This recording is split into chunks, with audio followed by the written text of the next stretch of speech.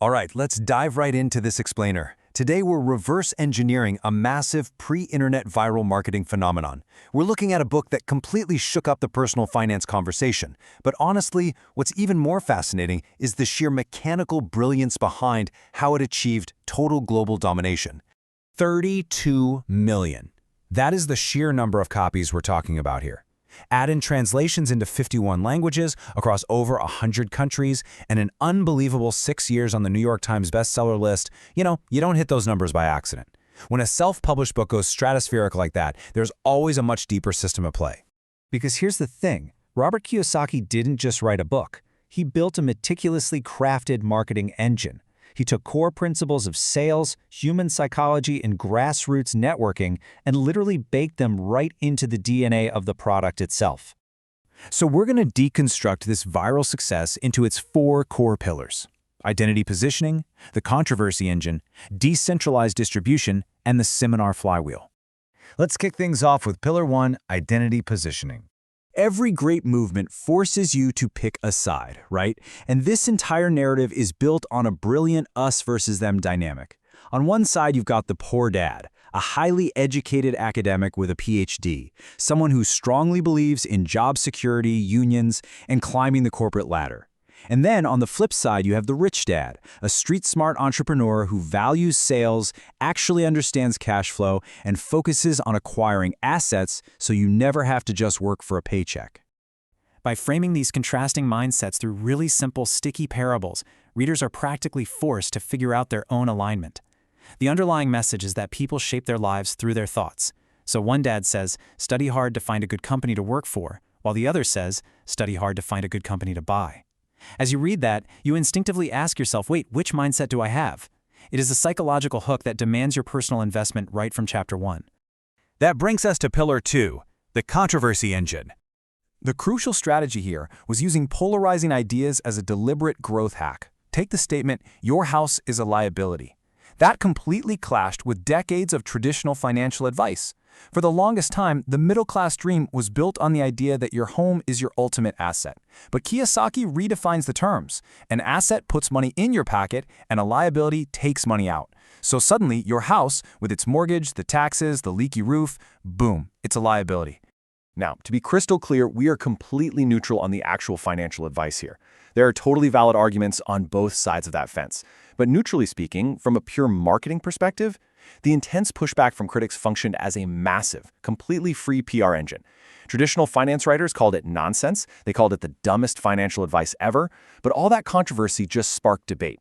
People were arguing at dinner tables, critics were yelling in magazines, and all that noise drove massive curiosity, sending sales absolutely through the roof.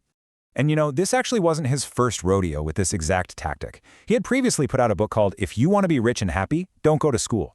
He openly admitted he chose that obnoxious title specifically to rile people up on talk radio and get booked on TV shows. He knew that playing it safe mathematically limits your reach. Which leads perfectly into Pillar 3, decentralized distribution.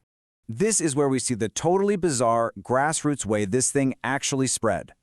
Because it was self-published and initially rejected by the traditional gatekeepers, the very first batch of books ended up at a friend's car wash in Austin, Texas. Seriously, a car wash.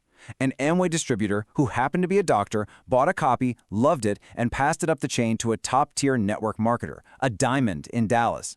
That guy then called Kiyosaki to come speak at a convention, and that's how the spark caught fire. It's essentially the 1990s pre-internet version of grassroots influencer marketing. By speaking at these huge network marketing conventions, teaching people about sales, handling rejection, and championing the entrepreneurial spirit, he tapped directly into this huge, highly motivated, decentralized sales force. He brilliantly positioned the book as a necessary tool for their success. This alignment meant he had an absolute army of thousands buying his book in bulk to train their own teams.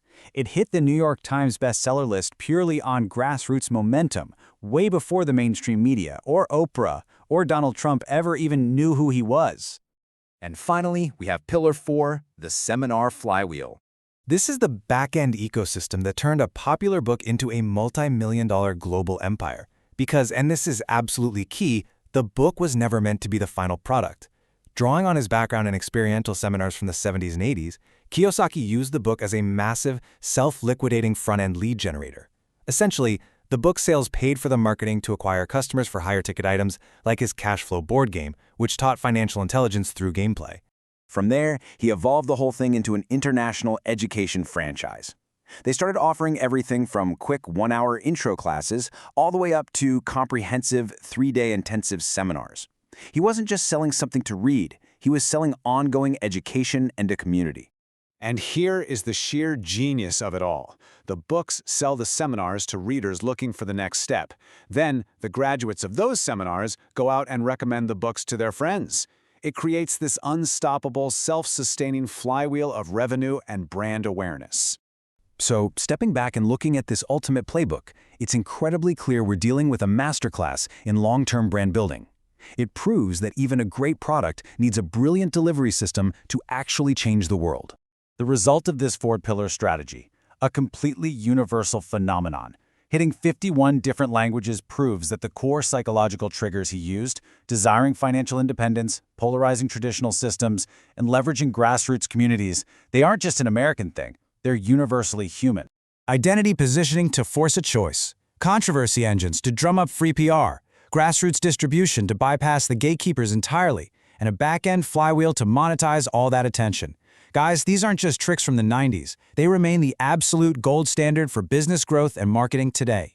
As we wrap up this explainer, I want you to ask yourself, how can you apply these exact same mechanics to engineer viral success in your own modern business? What is your core identity play? What's your controversy? And most importantly, what does your flywheel look like? Really think about that.